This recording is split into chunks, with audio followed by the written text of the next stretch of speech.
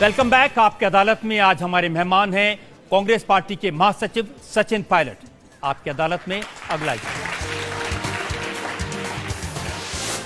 आपकी अदालत में कांग्रेस लीडर सचिन पायलट पर आरोप है कि ये राजस्थान में कांग्रेस की हार के लिए जिम्मेदार हैं।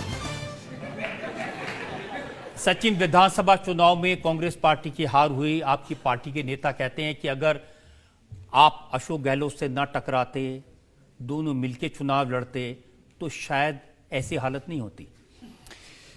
देखिए, हम लोग चुनाव हारे और हारे हम तीनों स्टेट्स में हैं, जिसका मुझे बड़ा खेद है और दुख भी है कि मध्य प्रदेश में, छत्तीसगढ़ में, राजस्थान में हम चुनाव हारे। और रजत जी, राजस्थान में 2023 में हमारे यहाँ 200 सीटें विधानसभा की। इस बार हम लगभग 70 सीट जीते हैं इस बार।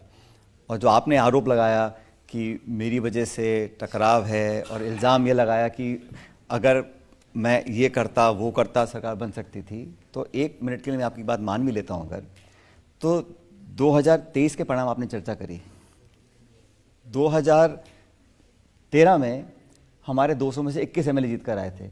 तब तो मेरा कोई योगदान नहीं था। उससे पहले 50 जीत कर आए थे।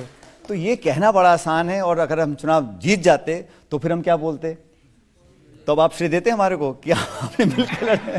तो ये जो ऐसा है, इस चुनाव में हमने सबने मिलकर मेहनत करी और 30 साल से वहाँ पर 5 साल बीजेपी, 5 साल कांग्रेस। तो हम लोगों ने कहा कि इस पार्टी को तोड़ने के लिए हमें मेहनत करनी चाहिए।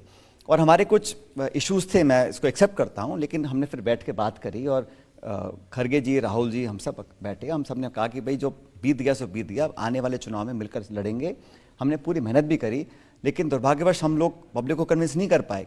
लेकिन मैं बताना चाहता हूं कि हमारा जो वोट प्रतिशत है वो कम नहीं हुआ है। हमारा लगभग 40% वोट है और भाजपा से हम 1.5% वोट हमारी कम आई है इस बार। तो ऐसा नहीं है कि हम लोग चुनाव पूरी तरह हारे हैं, हमारा मनोबल नीचे है। ठीक है, हार जीत होती है। हम 70 जीत के आए 200 में से। और आपकी जानकारी के लिए बता दूं, चुनाव खत्म होने के बाद सरकार बीजेपी की बन गई। 3 हफ्ते के अंदर एक बाई इलेक्शन हुआ वहां पर, उपचुनाव। उस उपचुनाव में जो भाजपा के उम्मीदवार थे उसको बीजेपी ने मंत्री बना दिया। और जब चुनाव का परिणाम आया तो कांग्रेस वो सीट जीती 12,000 वोटों से। तो पब्लिक ने 3 हफ्ते के अंदर अंदर जनता ने दिखाया कि आप किसी को, वो उम्मीदवार एमएलए बने नहीं थे लेकिन मंत्री बना दिया उनको। फिर भी चुनाव हार गए। हम सब वहाँ कैंपेन करके आए थे और सब नेता गए थे।